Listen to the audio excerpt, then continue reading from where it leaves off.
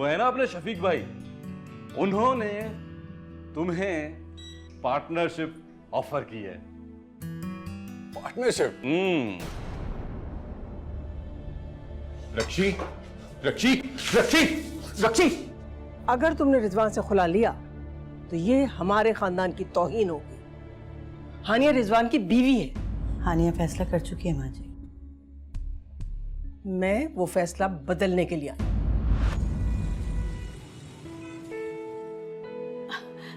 हाँ उजाला, हाँ कमरा दिखाओ। हाँ हाँ ये सही सही सही सही। आगे आगे। बस। अरे ये घर है या मुर्गियों का दड़बा? बड़ी बात है। अनवरी आपा तो कह रही थी कि हमारा बहुत बड़ा घर है, 1000-2000 गज पे। ये तो शुरू होते ही खत्म हो गया। अरे नहीं अम्मी, यहाँ सबके घर ऐसे ही होते हैं। खैर ऐसी भी बात नहीं है, बड़े घर भी होते होंगे। अरे नहीं अम्मी, मैं बस ज्यादा घूमती नहीं हूँ, आसपास के इलाकों में ही जाती हूँ। वहाँ तो सबके घर ऐसे ही हैं। उजाला, तुम्हें असफर बाहर घुमाने के लिए नहीं ले गया? अरे नहीं अम्मी, वो पाकिस्तान आने की वजह से छुट्टियाँ हो गई थी और जिसकी वजह से काम का लोड ज्यादा हो गया था। बस जब ही घुमाने नहीं लेके जा रहे। अच्छा अम्मी, अब मैं फोन रखती हूँ। वो बातों बातों में पता ही नहीं चला, मुझे खाना पका के रखना था। वो आंटी कह के गई थी कि उनके आने से पहले पुलाव और कीमा मटर तैयार होना चाहिए। क्या? कीमा बना दो? अरे तुम उनकी बहू हो, बहू, कोई बावर्ची नहीं। कोई बहू से ऐसा सुलूक करता है? खैर, मैं आपा से जरूर बात करूंगी। नहीं नहीं अम्मी, आप क्या बात करेंगी? आप तो जानती हैं ना इन लोगों को। और वैसे भी आप कहा करती थी ना भाभी के बनाए हुए खाने कि वो मैंने बनाए हैं, तो बस अब मुझे भुगतना पड़ रहा है।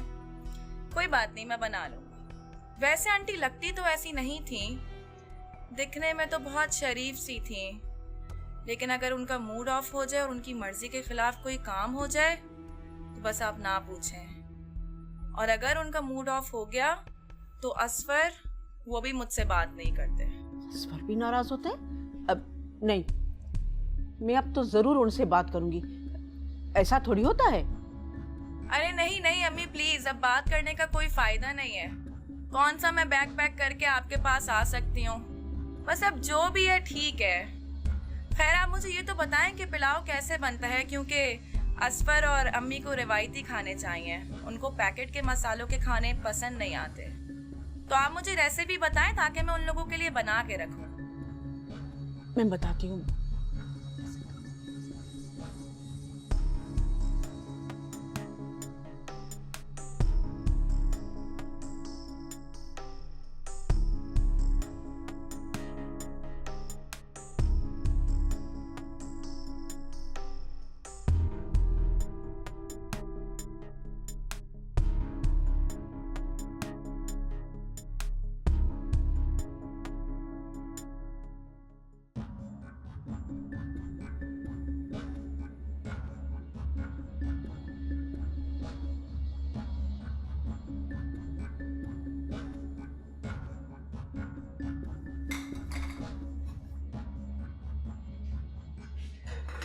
यार रक्षी, क्या कर रही हो तुम? छोड़ो ये सब कुछ। तुम दवा लेने नहीं गए? सफीर गया है लेने के लिए, तुम ये सब रहने दो। चलो किचन से बाहर निकलो। मैं बस सब रहने दो, बाद में हो जाएगा।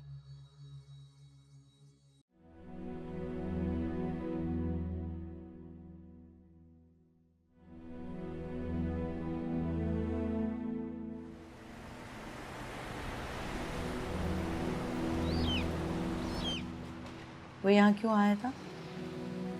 मुझसे मिलने आया था।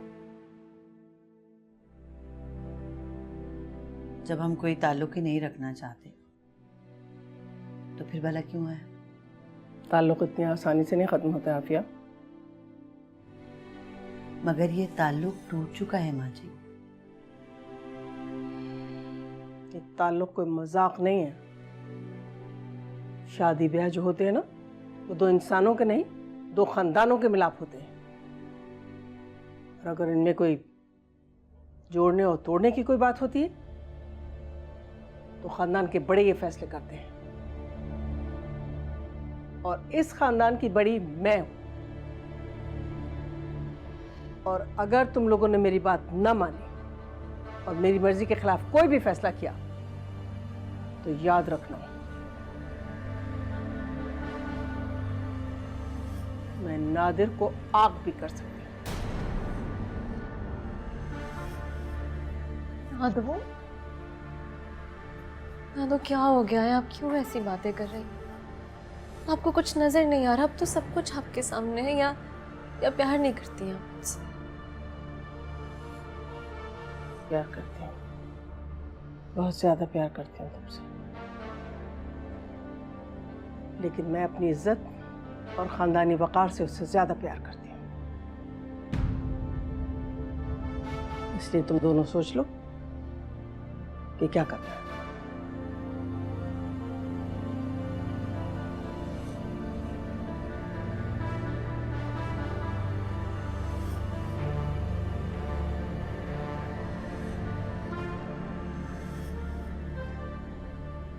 परेशान मत हो, सब ठीक हो जाएगा। हमें अब तो सब कुछ इतना वाज़ेह है। ठीक है।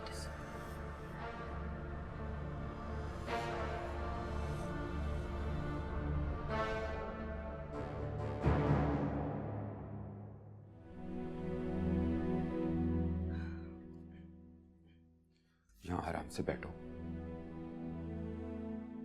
फरीद, अगर डॉक्टर से मेरा ऑपरेशन कहा तो आप ये सब कैसे करेंगे? तुम उसकी फिक्र ना करो, मैं मैनेज कर लूंगा, सब हो जाएगा। तुम क्यों टेंशन ले रही हो? और हो सकता है कि तुम्हें ऐसा कोई प्रॉब्लम ही ना हो। सारी रिपोर्ट्स क्लियर हो? नहीं, मुझे हार्ट का प्रॉब्लम होगा। मेरी अम्मी को भी पहला हार्ट अटैक इसी एज में हुआ था। फरीद, अगर मैं मर गई तो मेरे बच्चों का क्या होगा? क्या हो गया रक्षी? वो तो अभी बहुत छोटे छोटे से हैं। मेरे बगैर वो कैसे? क्यों पागलपन की बातें कर रही हो? तुम्हें कुछ नहीं होगा। चलो मान लेते, तुम्हें अगर हार्ट का प्रॉब्लम हो भी जाता है तो पाकिस्तान में बहुत बड़े बड़े हार्ट सर्जन मौजूद हैं, बड़े बड़े हॉस्पिटल्स हैं, हर तरह का इलाज हो जाता है यहाँ पे। क्यों परेशान हो रही?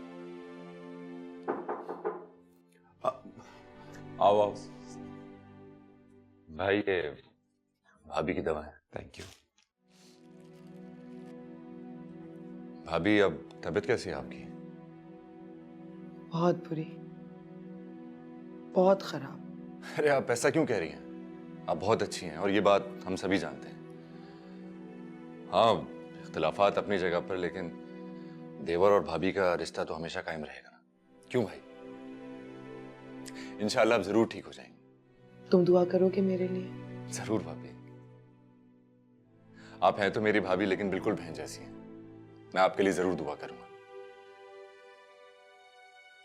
सफीर, वो मैंने तुम्हारे और उजाला... नहीं नहीं भाभी, इट्स ऑलराइट। पुरानी बातें भूल जाएं।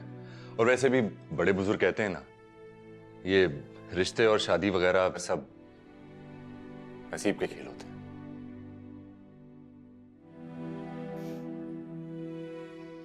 फिर भी आई एम सॉरी। भाभी, आपको कोई जरूरत नहीं है सॉरी करने की। ये सब पुरानी बातें भूल जाएं और बस अपना बहुत ख्याल रखें। और आज खाना मत बनाइएगा। आज मैं अपनी शॉप से पिज्जा लेकर आऊंगा, आपको ट्राई कराऊंगा। ठीक है, चलता हूं।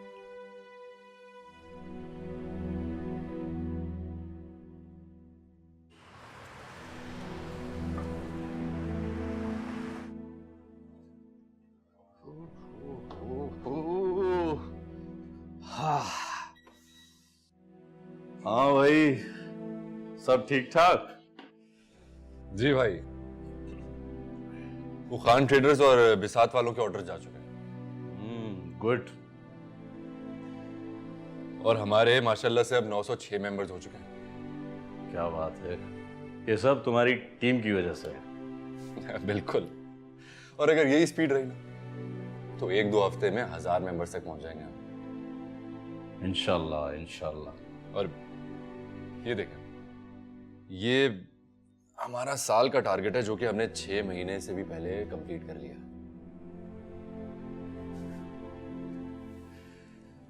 और वैसे मेरी टीम का बोनस तो बनता ही है। बोनस? डबल बोनस बनता है भाई। ये भी कोई कहने की बात है? ये सब तरक्की तुम्हारी टीम की वजह से है। और बोनस मेरी तरफ अमानत है, कहो तो अभी दे दूं।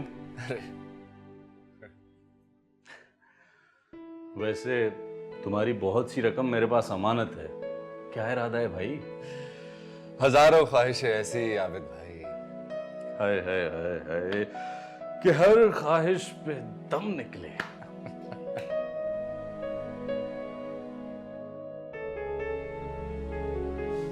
इस पैसे ने बहुत भगाया आबिद भाई, थोड़ा भाग लेने दीजिए। इतनी बगावत ठीक नहीं है, कहीं ये पैसा नाराज ना हो जाए भाई। अगर मेरी मेहनत में ईमानदारी है और उसमें दम है तो इसको तो आना ही होगा। मेरे रब का वादा है, गलत हो ही नहीं सकता। बात तो सही है। ठीक है, तुम काम करो।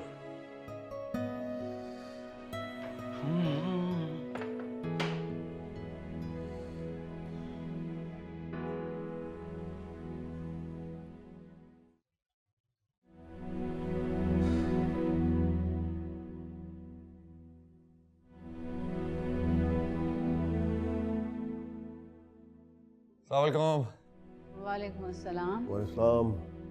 आ गए तुम? कहाँ रह गए थे बेटा?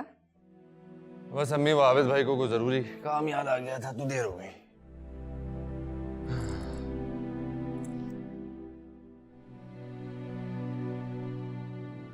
अम्मी, वो भाभी काफी परेशान लग रही थी मुझे। हाँ बेटा, परेशान तो हम भी हैं उसके लिए। छोटे छोटे बच्चे हैं बेचारी के, माँ ही संभाल सकती है अपने बच्चों को। अल्लाह ताला सब खैरियत रखे। इंशाल्लाह सब ठीक ही रहेगा, फिक्र न करो।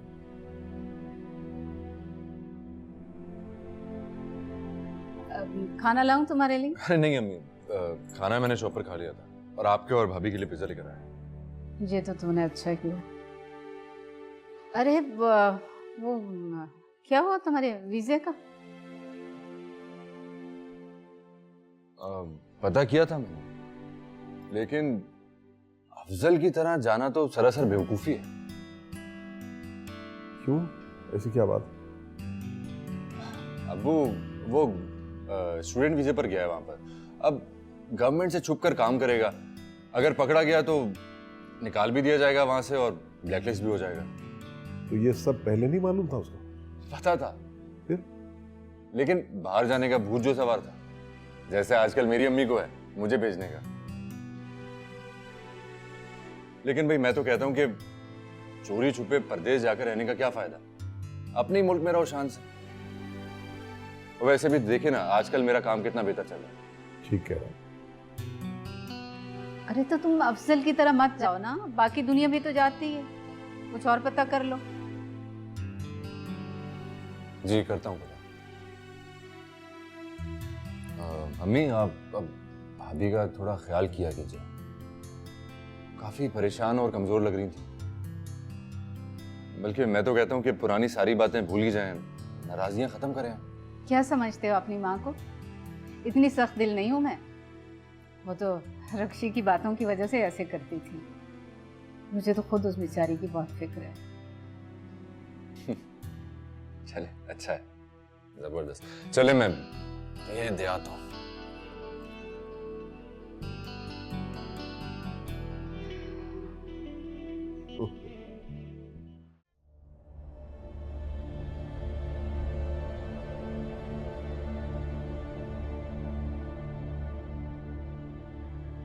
क्या बात है नादिर, आप परेशान क्यों? आज रहमत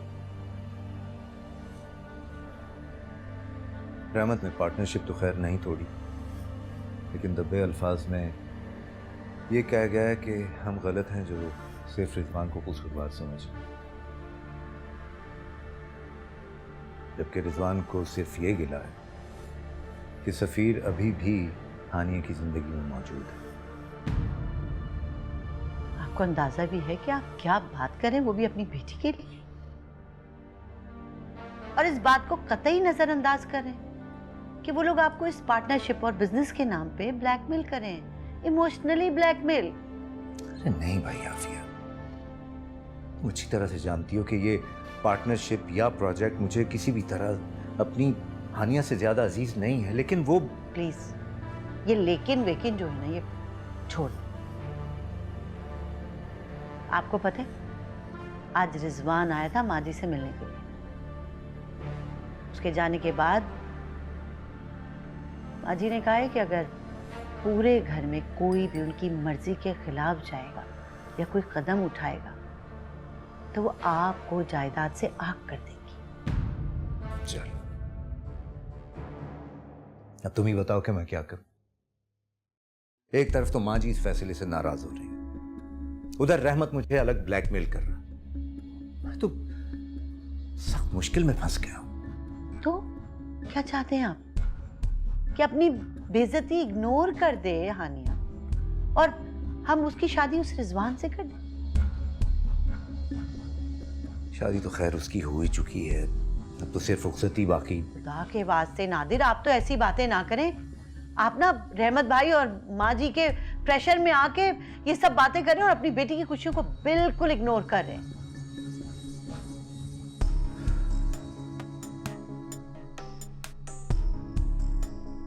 छाफिया तुम एक बार फिर से हानिया से बात तो करो, शायद वो मान जाए। वो नहीं मानेंगे और मैं भी नहीं मानूंगी। आफिया कम से कम मेरी पोजीशन समझने की कोशिश तो करो। सिर्फ हानिया की मां बनकर नहीं बल्कि मेरी बीवी बनकर भी सोचो। ये रिश्ता खत्म करने से सरासर नुकसान मेरा होगा, सिर्फ मेरा।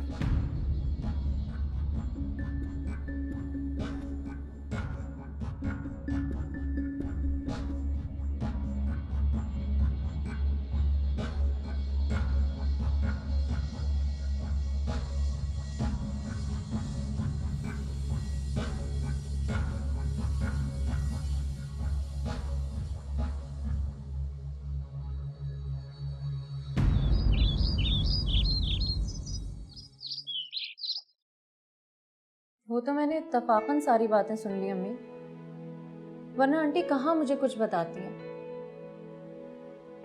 वैसे सच पूछे अम्मी तो बहुत अफसोस हो रहा था मुझे आंटी को, बेचारी बहुत बेबस थी। छोड़ो बेटा, वैसे भी उनके घर का मामला है, हम कर भी क्या सकते हैं। बेचारी उजाला पूरी तरह फंस गई। अच्छा ना, ऐसे नहीं कहते। दुआ करो कि अल्लाह ताला उनके और हमारे हाल पे रहम करे। क्या बात है अम्मी, आप कुछ परेशान लग रही हैं मुझे। हाँ, रुक्शी की तरफ से परेशान। रुक्शी भाभी की? क्यों, क्या हुआ उन्हें? बीमार है, डॉक्टर ने दिल का मर्ज बताया। दिल का मर्ज?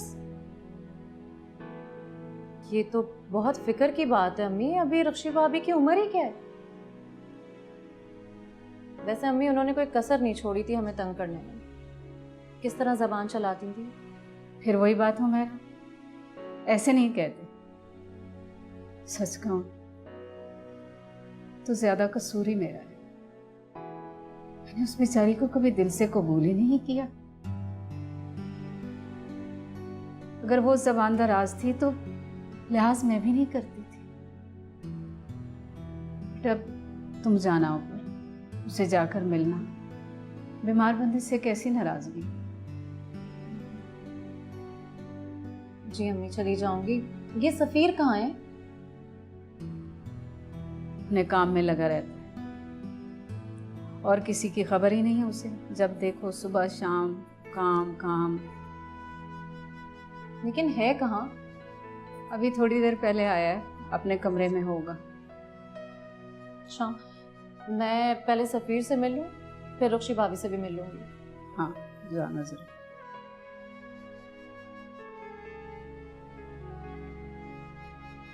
आती हूँ मैं।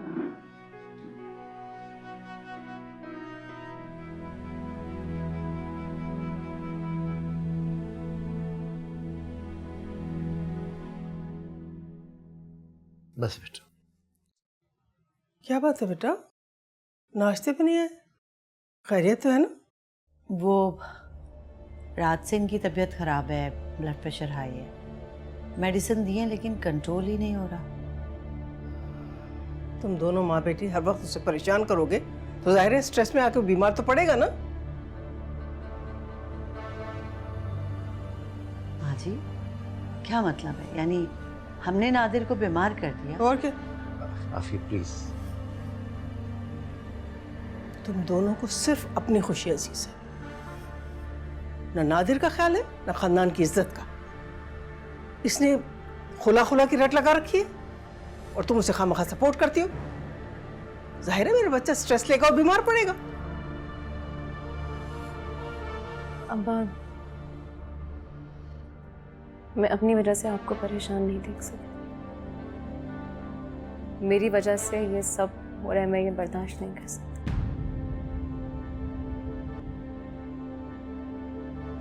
आप लोग को जो ठीक लगता है आप कीजिए, मुझसे ये सब नहीं देखा जा रहा। मुझे कोई एतराज नहीं है।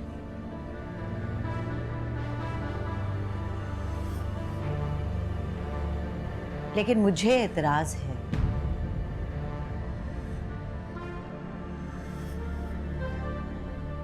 जब उसने हामी भर ली तो तुम्हें क्या एतराज है? माँ जी, इसलिए कि मैं इसकी माँ हूं और मैं ये भी जानती हूँ कि आप लोग इसके साथ गलत कर रहे हैं। तुम अगर इसकी माँ हो तो हम भी इसके दुश्मन नहीं हैं। प्लीज आफिया।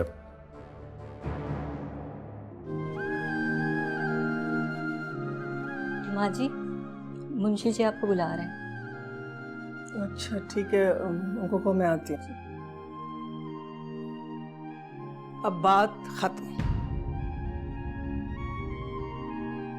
मैं रिजवान और रहमत को फोन करके डिनर पर बुला रही हूँ। हम लोग साथ बैठेंगे और इस मसले को हल करेंगे। ठीक है माँ जी, जो आपको मुनासिब लगे आप करें।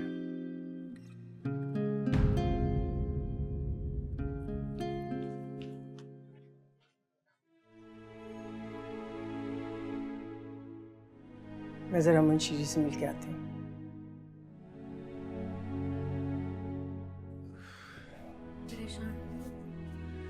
सर दबा दूँ आपका? नहीं बेटा।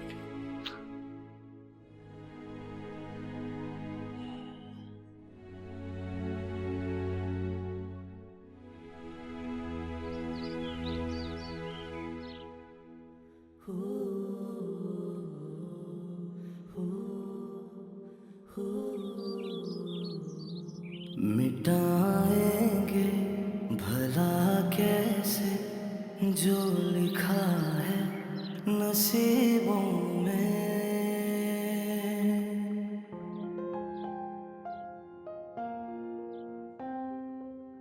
हानिया,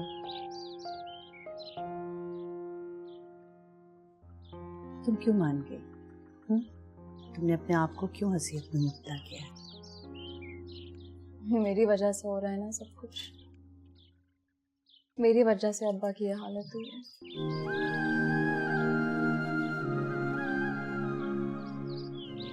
मैं नहीं चाहती कि मेरी वजह से वो मजीद सफर करें। सॉरी।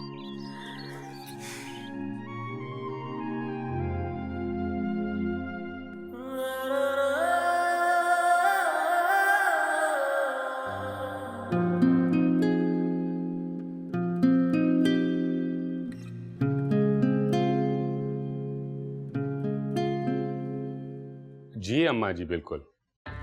जी जी, बहुत मेहरबानी जी। मैं और रिजवान वक्त पे पहुंच जाएंगे। जी आप अपना ख्याल रखिएगा। जी अल्लाह हाफिज।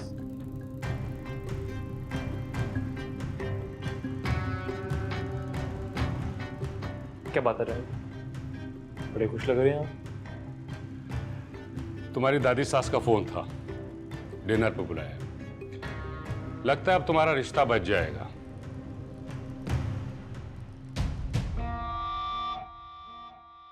बड़ा रोब है उस दादी का। ना सिर्फ अपने बेटे पे बल्कि पूरे गांव पे उनका बड़ा रोब है।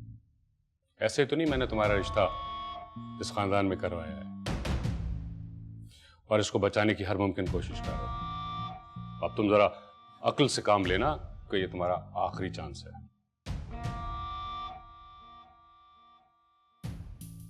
फिक्र ना करें आप। तुमने ये सारी जिंदगी फिक्र में मुब्तला कर रखा है। इस रिश्ते की वजह से थोड़ा सुकून मिला था, लेकिन तुमने उसे भी गारत करने में कोई कसर नहीं उठा रखी। खैर, अब सब ठीक हो जाएगा। इस रिश्ते और अम्मा जी की वजह से हमें इलेक्शन में भी काफी सपोर्ट मिलेगी।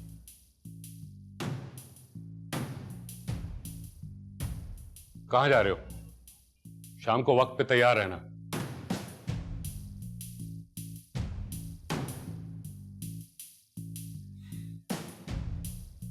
जी डैड, एंड डोंट वरी।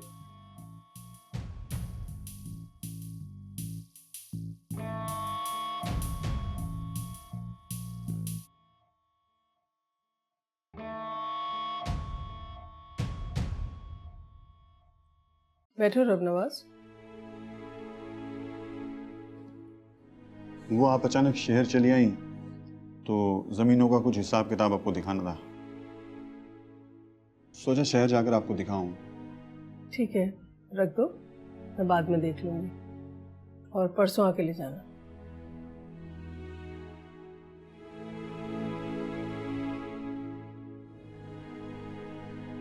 क्या बात है रबनवाज, कुछ कहना? जी बेगम साहब, एक बात करनी थी आपसे। हाँ कहो, पैसे चाहिए? नहीं, पैसे वैसे नहीं चाहिए। मुझे उस लड़के के बारे में आपसे बात करनी थी। किस लड़के के बारे में? कल जब मैं यहाँ आया तो आपसे मिलने एक लड़का आया था, चौधरी रहमत साहब का लड़का। हाँ।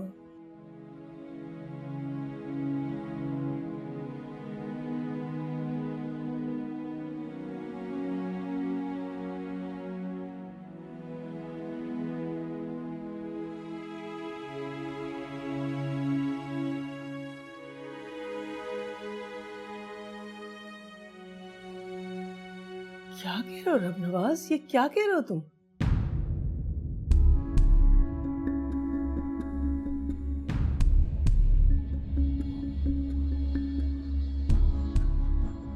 जब मैंने चौधरी रिजवान को आपके घर में देखा तो मुझे लगा वो यूं ही आपसे मिलने के लिए आया है, लेकिन जब घर के मुलाजिम से पता चला कि छोटी बीबी का उनसे निकाह हुआ है तो मैं हैरान रह गया और मुझे लगा कि मुझे आप लोगों से बात करनी चाहिए। क्या बात है, क्या जानते हो रबनवाज, बताओ। मैं चौधरी अहमद के यहाँ मुलाजिम था, 6 साल रहा वहाँ पर। अच्छे तरीके से जानता हूँ उनको। एक नंबर का अय्याश और बिगड़ा हुआ इंसान है वो। अब क्या बताऊं जी आपको।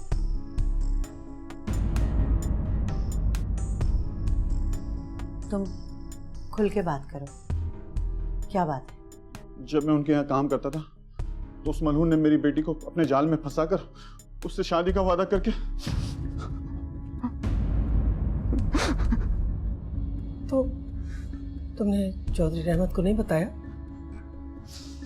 मैंने चौधरी रहमत से रहम की भीख मांगी, मगर उन्होंने मुझे और मेरी बेटी को घर से धक्के देके निकाल दिया और मुझ पर चोरी का इल्जाम भी लगा दिया।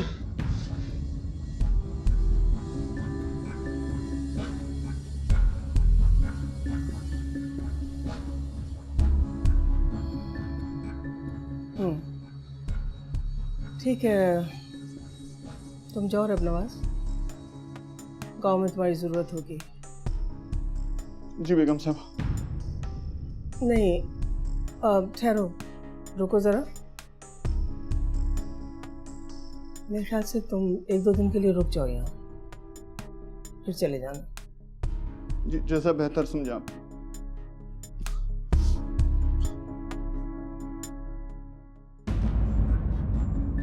अब आप क्या कहेंगी माँ जी?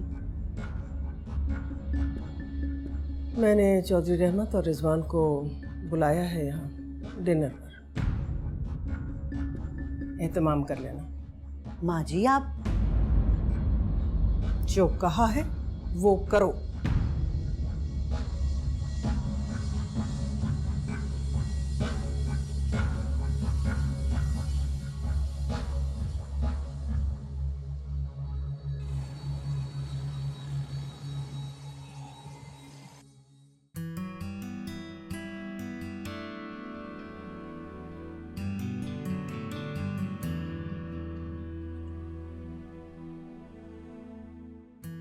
क्या हो रहा है?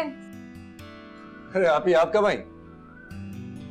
1 घंटा हो गया मुझे आए हुए, और मेरे भाई ने मुझे पूछा तक नहीं। हाय रे मेरी किस्मत। हाय रे ये नौटंकी। अच्छा ये बताओ तुम्हारा काम कैसा चल रहा है? काम बहुत अच्छा चल रहा है। अच्छा, और आपको पता है अभी हम दूसरी ब्रांच खोलने वाले हैं बहुत जल्द। जबरदस्त। मेरा अपना ऑफिस भी होगा। आपको पता है मैंने बहुत सारे पैसे भी इकट्ठे कर लिए हैं। ओह। लेकिन क्या? लेकिन अम्मी है ना, बाहर भेजना चाह रही हैं। तुम्हारी भलाई चाहती है ना? हाँ भलाई तो चाहती ही हैं, लेकिन आप ही मैं उन्हें बता ही नहीं पा रहा हूँ कि मेरा काम कितना अच्छा चल रहा है और मैं दिन ब दिन मजबूत होता जा रहा हूँ। अब ऐसे में ये सब कुछ छोड़कर बाहर चले जाना कहाँ की अकलमंदी है। तुम अपने काम पे ध्यान दो, अम्मी खुद ब खुद मान जाएंगी। अब याद आया, वो तुम्हारी दोस्त हानिया थी ना, वो कैसी है, कहाँ है? हानिया यही है, ठीक है, मास्टर्स कर रही है। उसका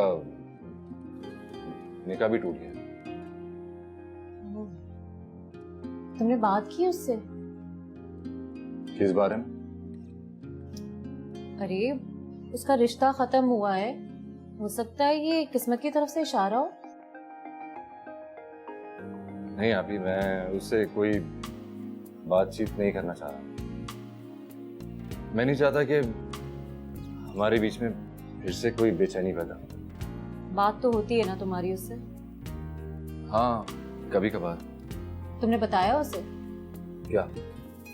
अरे कि तुम्हारी मंगनी खत्म हो गई है। ओहो आप ही बेवकूफ, क्या पता जो बात 2 साल पहले ना बन सकी वो अब बन जाए। अभी भी ये मुमकिन नहीं। लेकिन क्यों नामुमकिन है? क्योंकि मैं अब भी खुद को उसके लायक नहीं समझता और मैं नहीं चाहता हूं कि मेरी वजह से उसको कोई मुश्किल या परेशानी का सामना हो। मैं तुम्हारे जज्बे की कदर करती हूँ और समझती हूँ उसे, लेकिन तुम खुद ही सोचो, निकाह के बाद हानिया ने तलाक ले ली और तलाक के बाद उसके लिए रिश्ता मिलना मुश्किल ही नहीं नामुमकिन भी है। नहीं आप ऐसा कुछ नहीं है। हानिया को कभी किसी रिश्ते या चीज की कमी नहीं रही और ना ही होगी। आपको पता है मुझे खुद नहीं पता था कि मैं हानिया को दिल से कितना पसंद करता, कि मैं उसकी खुशी के लिए अपनी मोहब्बत तो क्या कुछ भी कुर्बान कर सकता हूं। मैं उसकी इतनी इज्जत करता हूं कि अगर मैं उसे अपनाऊंगा ना तो उसके माँ बाप की रजामंदी से, वरना नहीं। और भाभी हानिया जिस क्लास से बिलोंग करती है ना, उधर ये तलाक कोई मायने नहीं रखती है। दौलत से सब हो जाता है।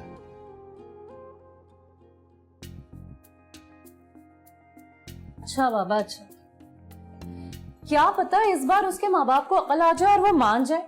तुम एक दफा हानिया से बात करके तो देखो, उसे बताओ तो कि तुम्हारी मंगनी टूट गई है। क्या मुझे नंबर दो, मैं बात करती हूँ, मैं उसे कॉल करती हूँ। अभी इसकी जरूरत नहीं है। वो जानती है कि मेरी मंगनी खत्म हो चुकी है। वैसे आप क्यों इतना सोच रही हैं? सफीर, मैं तुम्हें खुश देखना चाहती हूँ मेरे भाई। मैं चाहती हूँ कि उजाला ने जो तुम्हें जख्म दिए हैं वो भर जाए, और मैं जानती हूँ ये जख्म सिर्फ हानिया ही भर सकती है। नहीं आप ही, मेरे दिल पर कोई जख्म नहीं है। और आपको पता है आपकी सबसे ज्यादा जरूरत किसको है इस वक्त? रुचि भाभी को। आप उनसे मिले जाकर। अच्छा, जाती हूँ। सफीर, लिखा क्या है मगर एक आस रहती है जो दिल पे हाथ रखती है, मगर एक आस रहती है जो दिल पे हाथ रखती है।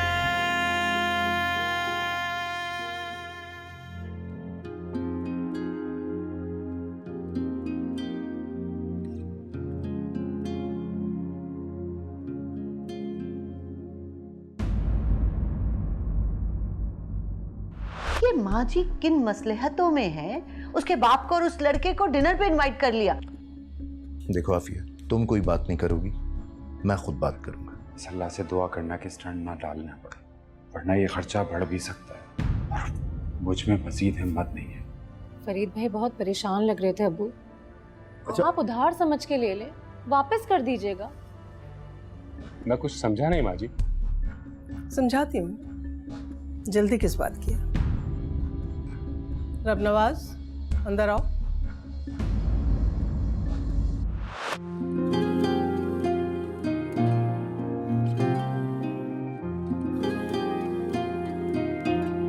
मिटाएंगे भला कैसे जो लिखा है नसीबों में,